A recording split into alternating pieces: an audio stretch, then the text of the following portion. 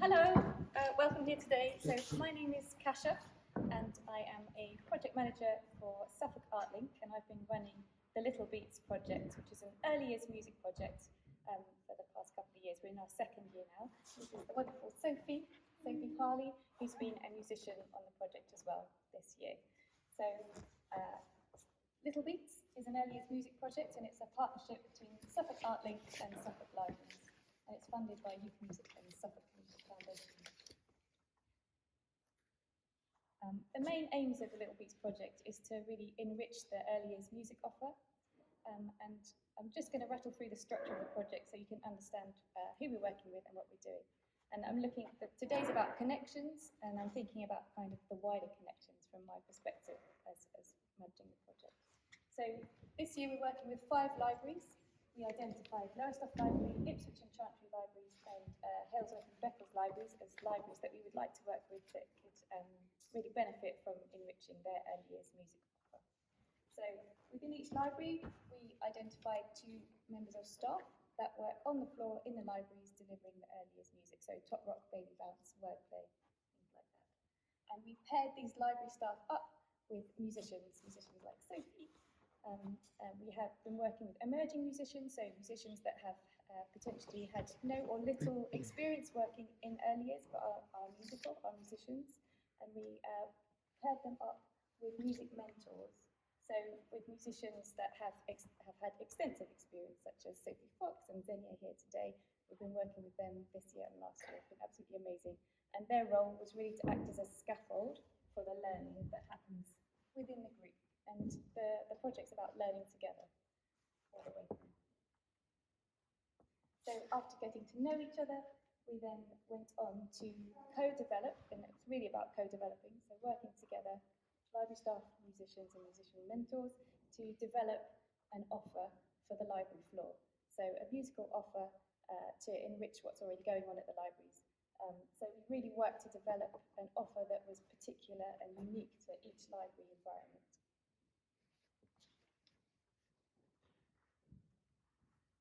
And then once we delivered these sessions on the library floor, it was time to go out and deliver our learning and our new material to other local organisations. So we identified organisations that were local to the libraries that would really benefit from some early years music. And it was really apparent when we went out that children's centres in Lowestoft and Beccles hadn't really had anything for the past couple of years, and they're just really starting up again. So it's been really popular with the families there.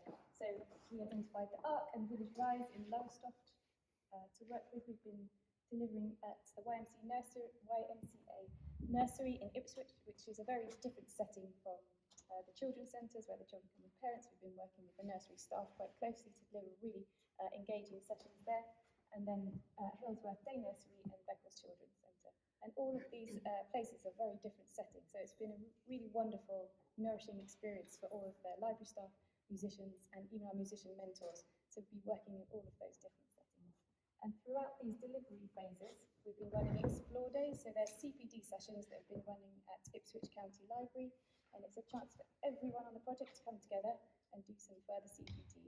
We've had some brilliant people coming to talk. We've had London Rhymes, Zoe Palmer, Zeddy Horn did an amazing session as well. We've also invited back people who have been on the first year of Little Beats as well, so we really tried to build that network.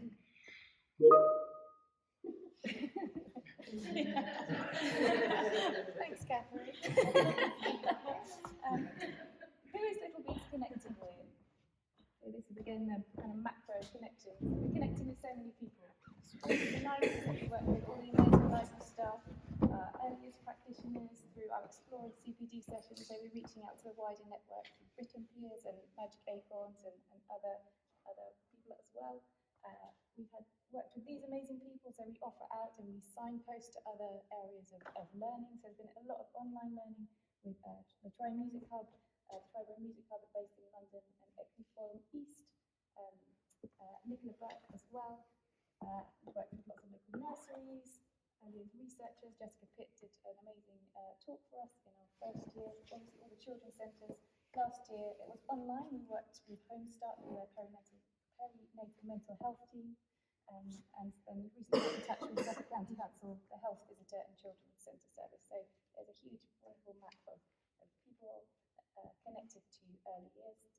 obviously the amazing children and families, carers and guardians that we work with in the sessions. So now I'm going down to the little micro connections. So this is why we do it. So our wonderful little scientists that enjoy our sessions. This is a little person who was at our Bethel session. Sophie Fox is wonderful at setting up musical play environments, and these are so important. So we might take it for granted that the freedom to explore sound is everywhere, but this isn't always apparent. Access to instruments and that free play space where children can explore and parents can explore alongside them in a really supported environment. So that's been really amazing.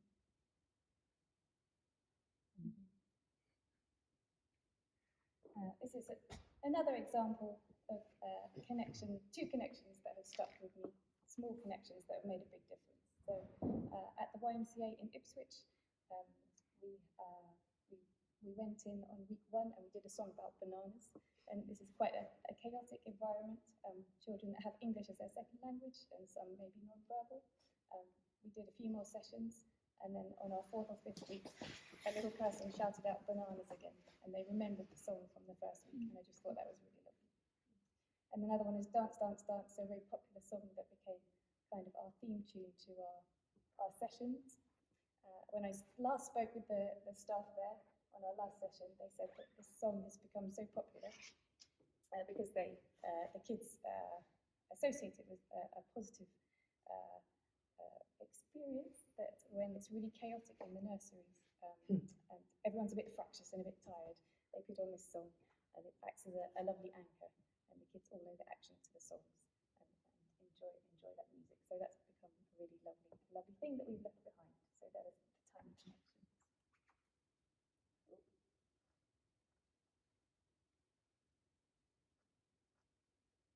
There was one more. Oh, well, there was one more image there. Oh, here we are. So this is us, our team of library staff and musicians working together. And I've just put the top small connections, helping us to enrich the big experience for everyone. So yeah, we've been working closely together and playing together a lot throughout the project. And I think this is so important to actually enrich and give a really fabulous delivery to the little people that we work with. So thank you to everyone. Thank you all for here. It's been really wonderful. I'm just going to play something to end on.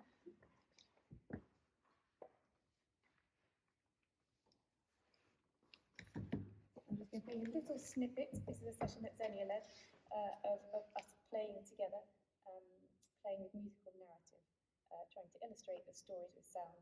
This is one of our prep sessions ahead of a session that we ran on the library.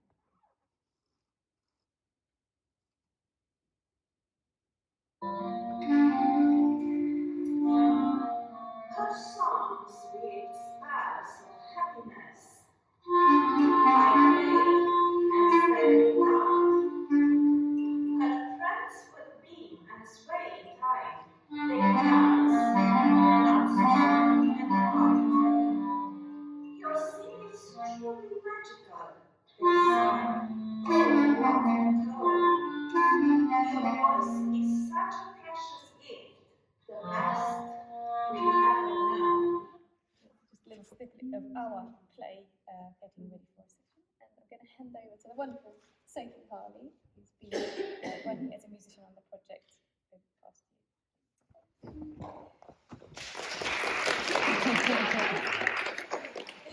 So Kasia has so brilliantly spoken about the structure of Little Beats project and all the work that they do with Suffolk Artlink. And I just wanted to speak a little bit about my experience as an emerging early years music practitioner. So a little bit about me. I trained in classical music for my undergrad degree at Edinburgh University, and I play the clarinet and the piano, and I sing as well. And during my time in Edinburgh, I actually became more involved in the production of theatre and music events, and also performed with a music and physical theatre group, where I facilitated musical workshops for families and young children, mainly at festivals across Scotland. And during my work in Edinburgh, I hadn't considered myself to be an early years music practitioner, although I guess in a sense that was the start of my journey of becoming an early years music practitioner. So fast forward a couple of years where I relocated to north of Norfolk and I became involved with the amazing Magic Acorns and the Germination Project with Sophie Fox.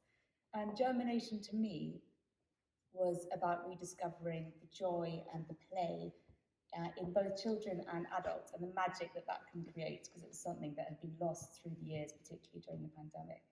And during our initial meeting at Prime Yard in Great Yarmouth, we were supported in rediscovering the play in ourselves through clowning, bodywork and musical exploration. And immediately I felt that same energy that I had experienced when performing many, many years ago. So that to me was a first connection of, yes, this is what it feels like to be playful and to interact with other people in a musical way, as adults and as children. So from germination, I grew a feeling that I wanted to continue to impart this same playfulness and encouragement on young children and families. And then I was fortunate enough to become part of the Little Beats project in January 2022. So with Little Beats, I was posted at Lowestoft Library, where I've been working really closely with Rebecca, who's the librarian there. And I've been helping to restructure and reframe the library's existing session, Tot Rock, which has been running for, I think, up to 5 years now. And it's really established and has a really, really strong following. So for me, it was quite intimidating going into a setting that was already so, to me, seemed so structured already. But from Rebecca's perspective, she was exhausted and overrun and overtired and needed a break. And she said, help, what can I do? So for me, it was my first experience in a mentoring role. And to be honest, that felt pretty alien. I didn't feel confident that I should be in an advisory position to someone else. But through the weeks of meeting Rebecca and forming that connection, the relationship that we formed, both from coming to early years music from different angles, has been a really, really powerful one and a really, really strong connection. So working with Rebecca, an experienced librarian and early years music facilitator, has taught me that connections we make cross-sector from musical and non-musical backgrounds are as important as the connections that we make with young children and their parents or carers during a session. Rebecca has little to no musical training and still throws herself into 2 sessions a week with the enthusiasm and confidence of a professional musician. Compared to me, having had 20+ years of musical training, I shrank away at the challenge of navigating a room of children, equally as energetic.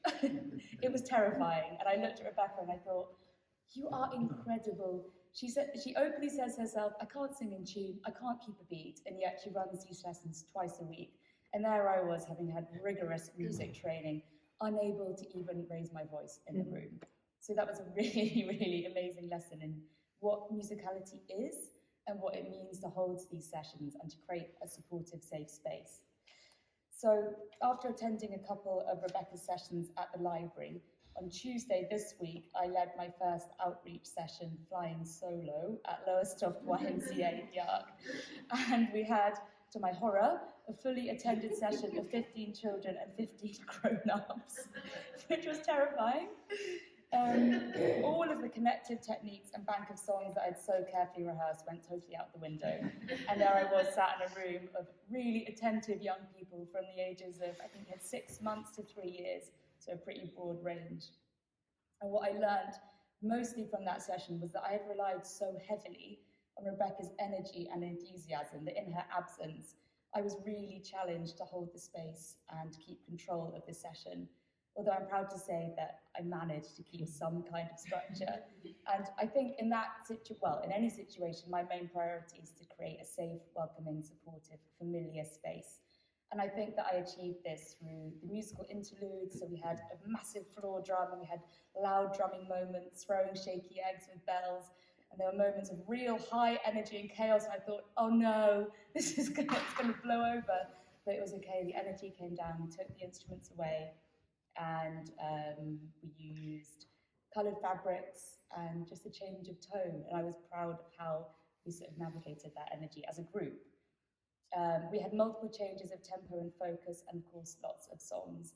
And the half hour flew by, and I have taken a lot of time to reflect on what worked and what I could have changed. But overall, it was super positive, and I'm really, really excited to doing it again. So from facilitating and participating in the sessions, I've observed that memory connections formed through repetition, pattern, and routine all help to create a familiar, supportive, safe space for the children and for the adults. Rebecca and I worked with Sophie Fox to find the confidence to sing songs through at least 3 times at different tempos. At first, we were scared that the children would get bored and say, "Hey, you've already sung that song." Of course they don't. The repetition is so important. And also to not feel the need to perform, because essentially this group is a collaboration between the adults and the children.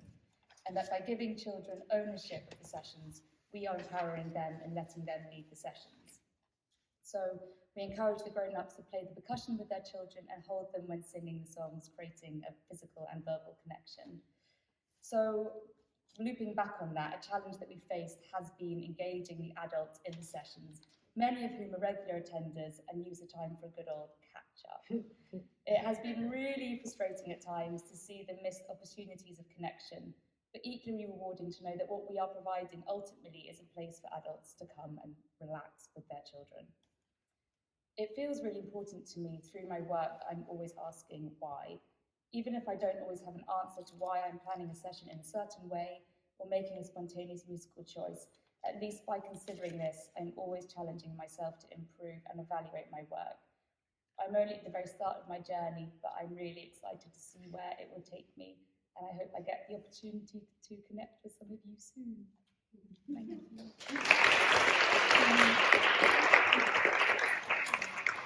you. So hello everybody, my name's Joe Carr and I'm Collection and Learning Curator at the Red House in Aldborough and part of the Britten Pears Arts community team. So I'm going to give a really quick overview of our successful offer for under 5s mini music makers, how it started in the first place and what connections have really occurred through setting up this group. So let's start by who we are. If you haven't seen or been to the Red House, Britten Pears Arts is a cultural charity in Suffolk, which includes Snape Maltings here and also the Red House in Aldborough. So the Red House is the home of, well, a former home of composer Benjamin Britten, and it's a Grade 2 listed farmhouse, which also includes all the belongings and personal objects and collections that belonged to Benjamin Britten and Peter Pears. We also have a purpose-built exhibition gallery, historic rooms such as library space and studio, and 5 acres of beautiful gardens as well to explore. So it's a multi-space site. So, starting off. So under 5s, why bother? So before I began at the Red House in around 2017, there'd been limited engagement with families, children, and under 5s at the Red House. And we all know why it's so important. So initial aim when I started was to try and engage with these groups, especially under 5s. I was fortunate enough to have had just over a year off with my then 1-year-old and 3-year-old when I was a child, and they're now 14 and 12, so it was a while ago. But during this year, I was a frequent visitor to huge range of under 5 groups, from Shores Arts Centres to village halls, often being the only dad in the room, so it's quite nerve-wracking at some points going in there. So this experience really made me want to create a welcoming offer at the Red House. Through actually me going to groups with my children, I kind of understood how a successful under 5s offer or group can transform a parent and child's world through connections, experiences, and helping the parent feel less isolated, which I think is really key. So I had a number of aims to setting up mini music makers. First of all, is to make the Red House a welcoming place for local families, which it wasn't prior to 2017.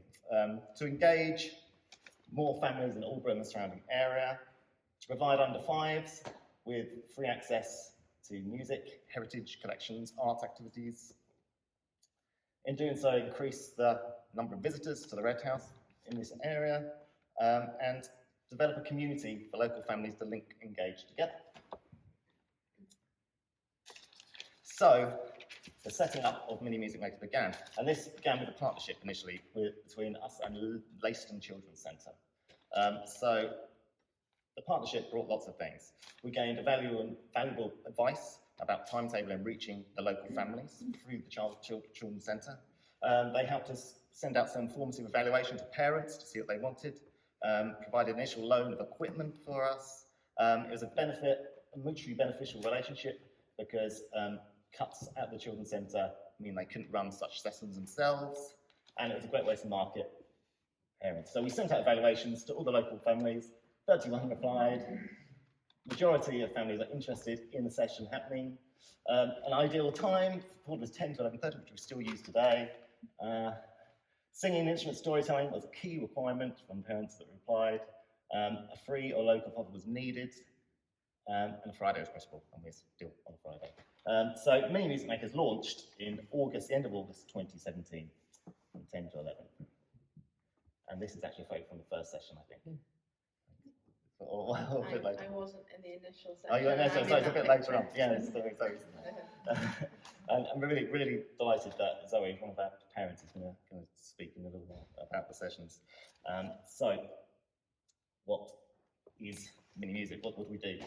So first, music is key, and storytelling is key. So we have lots of music sessions, lots of different musical instruments. We try to include lots of different types of music for the families, from blues to rock and roll, to new songs that we've written, but also traditional nursery rhymes, which I think is really important. I think mixing nursery rhymes and new songs is really important because we know traditional nursery rhyme songs. Parents can take them back and sing them to their children at home. So that's one reason we try to include both. But as well as the music, I'll show you, yes, but actually I'll show you a clip. So here's a little clip I've managed to find of one of the early sessions. I think Zoe should be in this one too. So here's some of the music. Get it to work. There we go.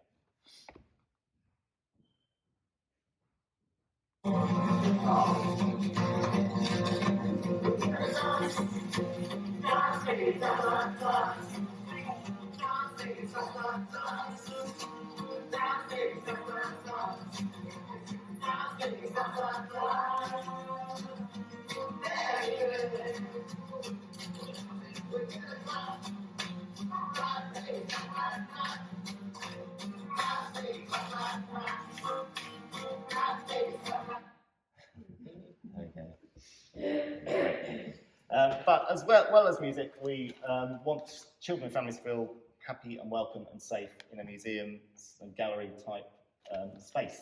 So as well as music sessions, we have the gardens to explore and engage with. So here's some great photos of recent engagement in the gardens. We use the gardens for storytelling, free play, just a space for families to connect and engage together. And it's a great space to do that. I also think it's really important that children, families, especially under 5s, feel relaxed, welcome, and accessible in a gallery and museum space, which is traditionally not seen as accessible for these age ranges. So we do lots of sessions in the museum gallery space, which is great, again, for storytelling, musical storytelling, free play, or even the music sessions too. This is a great photo of Albury Carnival a few years ago now, where families came and took over the carnival boat. So for parents, I think is another big aim of the group, I think. And being a parent going to the groups, as well as the benefit of the children, the benefit of the parents is main. I think one of the benefits for me when I was attending the groups was feeling less isolation, feeling more connected with parents and young parents around me.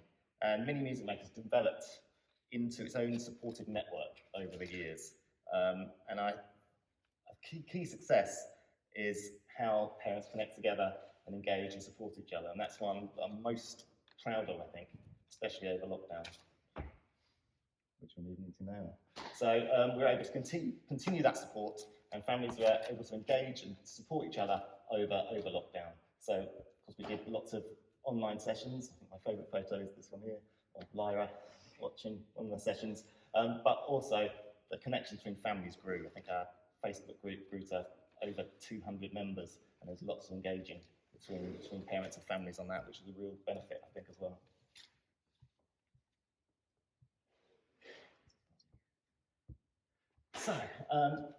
Loads of great response, but I might invite, if I may, Zoe, one of our first parents of students, just to say any thoughts about mini music and what we do. So, please come up. Hiya, everyone. So I moved to Aldeburgh 5 years ago, and I found out about the group through the library. So they had a flyer in the library. So I went to my first session. I think it was like October, so they maybe were like 2 months in. And I think the thing that really from a parent's perspective, when you arrive at the Red House, you don't really know where you're going. And Joe was there with his guitar, with a big smile on his face, and that always helps. So you kind of very much welcomed into the place. And when I first attended, it was quite a small group. So he would go around and sort of sing the song where everyone's name is mentioned. Now it's grown so too big, it would take half an hour to get everyone's names, but it has gone really astronomical now. But the thing that sort of drew me to the group and why I keep going, I've got 3 children, so I'm still going, I've got a 2-year-old, is firstly, just that he does different songs. I know you say you do the nursery rhymes, but part of the appeal for me is that he does like the blues and the rock and roll and stuff that like we don't hear at the like you hear that at the library, and we love the library groups as well, but it feels a little bit different. Obviously, the guitar adds a bit of a sort of a nice live music element to it as well, and Joe's always been really good at making it accessible because there's continually children walking up to you trying to touch his guitar, and obviously there comes a point where you kind of want the parents to like take the child and move away, but initially, like he's very like welcoming and just like lets the children explore. And obviously, like one of your objectives, Joe, was to make the Red House like feel like it was their home, and that's what we do feel as parents, is that it's kind of an extension of our own home, that we kind of feel like we can go anywhere we want and that we're welcome. There's not going to be someone sort of telling us to leave the area. Like the museum is really accessible, the gardens feels really safe, so and lots of lovely nature things to do for the children. So those are the sort of the main, and obviously the fact that it's free means that you don't have to worry about like, oh, am I going to go? Is it worth going? It's free, and there isn't like you don't have to sign up for it. You can just show up.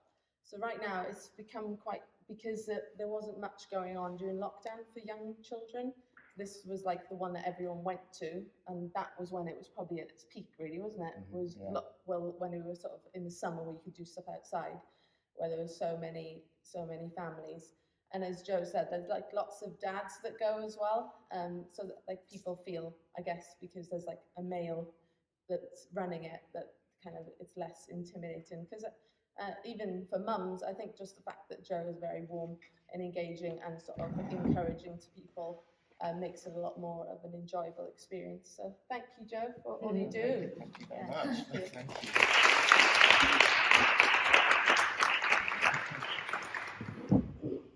Thanks. Yeah, we're sending us some recent summer shots where we're helping the families keep safe in the sun.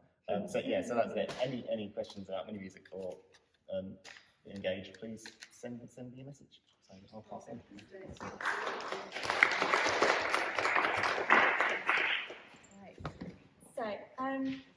So my name is Melissa Matthews, and I'm the Creative Programmes Manager for Suffolk Libraries. So what I thought I'd do is, obviously this is a bit of a lightning talk, because I think if we talked about everything that libraries do around early years, the whole day would go.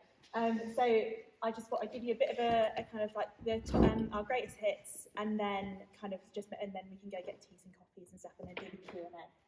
So Suffolk Libraries has been running for 10 years. So and our early years provision is our main kind of source of programming. We're one of the only known library services in the UK with an inbuilt mental health and wellbeing service. And part of that is influencing our early years programme. So we run a programme called Me, Myself and Baby, which is run over, I think it's about 323 sessions, which are stay and plays, and we work in collaboration with Mums Matter and offer Mums Matter courses, as well as counselling through Suffolk Mind. And the idea is that it's supporting new families and the challenges that can come with kind of trying to work out what it is to be a new mum or a new parent, and really kind of sort of positioning ourselves as that kind of entry point into sort of accessing those provisions. As our kind of bread and butter, we run an offer called Wordplay, which is has been sort of talked about earlier. So that's our top rock groups, that's our baby bounce groups, that's our story time. So that's stuff that happens every single week. So what Suffolk Libraries does really, really well is that continuity. So all of our libraries across Suffolk, so our 45 libraries now across Suffolk, all run some version of an early years session, because we're really, really aware that actually access and being able to go to somewhere every single week is really, really important. We run, so in 2021 to 2022, sorry, I don't have the figures for this year, we ran over 32, we had 32,506 attendances at our children's activities for children under 5. So that kind of gives you that scale. And this is a slightly lower year because of COVID. So and those numbers have been going up and up and up and up. We also run Bookstart, and we have partnerships with family hubs. So they used to be called children's centres, so they're now called family hubs. Our Bookstart offer is now so it's run by the Reading Agency. I'm looking at Kate, so I'm going to bring her. She's our Bookstart lady. Yes, we do the universal gifting if the health visitors and the family hubs haven't gifted the baby pack. You can get your baby pack at any Suffolk library. And there are changes. There used to be treasure packs, but I won't go into that. There is a new baby offer, but how that's going to run is yet to be decided. So there's change afoot, but with the universal offer of the baby pack for every baby born in the UK, still there. Which is brilliant. And so and that's really where we positioned ourselves. So we also now run the baby weighing services as well. So the idea is that even if you're not necessarily a parent that's particularly confident, you cannot escape us. You've got to come. You've got to come and see us some way or another. And Cash has already talked, and Sophie have already talked brilliantly about this, but we are now in a process of really working closely with the cultural sector and forming really, really meaningful cultural partnerships. So that's in the form of Little Beats. We're working really closely with Dance East at the moment as well. And Britten Pears Arts have been really brilliant in terms of sharing their knowledge, sharing those artists, and that is just a handful of people that we've been working with. But one of the most meaning and kind of enduring partnerships that we've had over the past couple of years and over the pandemic has been with Suffolk Artlink, who have really kind of nurtured us and sort of taken us under their wing. So I'm going to introduce. So I said teamwork makes the dream work. So I kind of oversee programming, but Tom and Kate are our early years leaders within our libraries. So I'd invite them to talk about their experiences of. You can come up together. Well, we were having a chat about this earlier on, and Tom used a word that actually does reflect what's happening. It's not happened; it's happening, and that's transformational.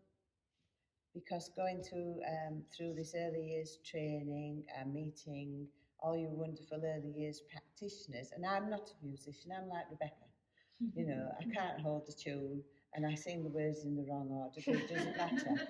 It doesn't matter, because the families will help you along. And so it is transformational. We are changing our practice because of what we're learning. So personally, I'm introducing a little bit more free time where I stop singing. They've got the instruments, the parents are with them, or we're playing with scarves, and I play something off my phone, because I'm not a musician, so I have to cheat. And we just watch and wait and see what happens. And sometimes nothing happens until you actually model, sort of being silly, throwing the scarves up and down, running around. So it's informing our practice, and as I'm a trainer, it will inform other people's practice as well. So we're gradually introducing much more of dance and movement. We were already doing it. We were already superb. I'm sorry, but we were. But this is just sort of bringing us to another level. I've got anything to add? Well, with Kate, I was on the first Little Beats project. Yes. Online. And I actually felt sort of a bit cheated, actually, because it was all online, and I only ever met the wonderful Sophie Fox in person once, and I was expecting to kind of work in person with her for the whole session, so I really had it to myself. She was my mentor. But looking back, the fact that we actually had to do it all online was quite good, because we got lots of input from Kasia and from the other musicians that were involved and the early years practitioners, and with Sally Garwood, who can't be here today, but she was absolutely wonderful. And I'd never actually got involved in doing any videos. I've been playing music since in my teens, and never ever seen a video of myself playing, really, never.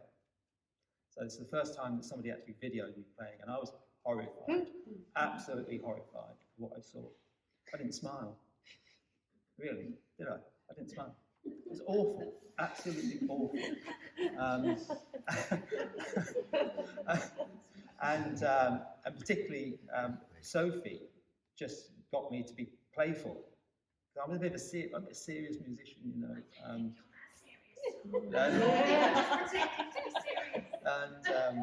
you know, background in primary music, so I had a lot of experience in Key Stage 1, Key Stage 2 primary music over 20 years. And then starting workplace sessions in the libraries, where you actually have the mums in as well. That's a completely different thing. I was fine with children. You get the adults in the room, and then I didn't know what to do. It was terrible. But the Little Beats project actually transformed my practice and continues to do that. And there's lots of things that I kind of learned from the project that I still have yet to apply to my own practice. So I can't praise it more highly. So, I don't know who suggested me to go on it. I never discovered that. Yeah, absolutely. I just wanted to get the most money out of it.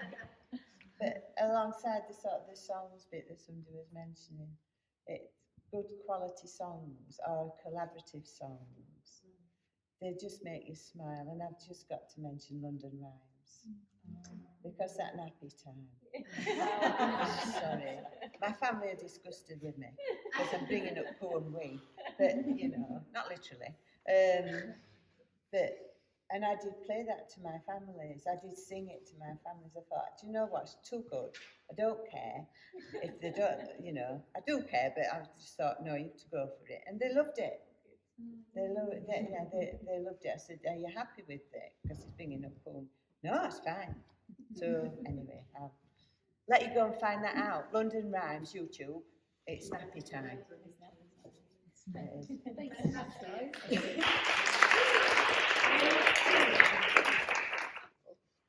Thank you so much, guys. That's really, I think it has been transformational our past sort of few years kind of on this journey, and we're still kind of going through this transition. So I just thought I'd give you a little insight into our future projects that we'd love to kind of like collaborate on and work with you guys with.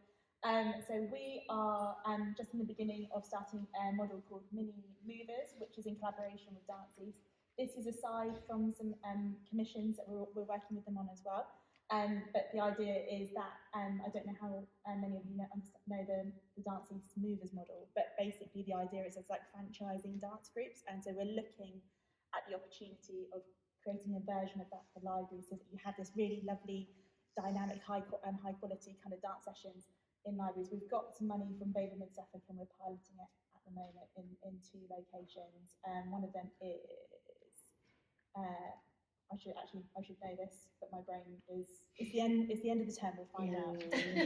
I'll look at my emails. And then the second one is a thing which we're doing in collaboration with Ipswich Opportunity Area, which is 50 things to do before you're 5. So the idea is it's 50 things, and it's about parental engagement. It's about creating confident, to sort of improving confidence of parents, getting them to try things out. And it's a collaborative project that we're working with, I think it's 35 early year settings to pull together and really think about those pathways for new families to kind of get them out, get them meeting people, kind of reducing isolation, but also dipping into resources that are free, that are there, that are on their doorstep. So that it doesn't have to be that like, oh, if I can't afford it, I can't go. We're really tapping into a resource that we've already created called Let's Get Creative, which is about free and high quality local resources. So then, and trying to take those kind of barriers out of the equation and just make it so everyone can do lots of lovely, lovely things. And then finally, we're sort of really looking at our spaces as well. We understand that that COVID has had an impact on the confidence of families and learners. And so we're really aware, so we're working with lovely Rachel, to kind of really look at our spaces, and this is very much in its infancy at the moment. So really kind of to think about how can we support that kind of non-facilitated activity, how can we kind of start to build people's confidence up. So if you've got a parent that's not necessarily in that place where they are able to kind of attend a group and feel comfortable, that they're still able to go in our spaces, pick things up, explore, and really kind of start that journey for themselves. So that's us. So thank you so much. I've obviously done a fake to screen. I was using Canva last night. But yeah, I think we're done.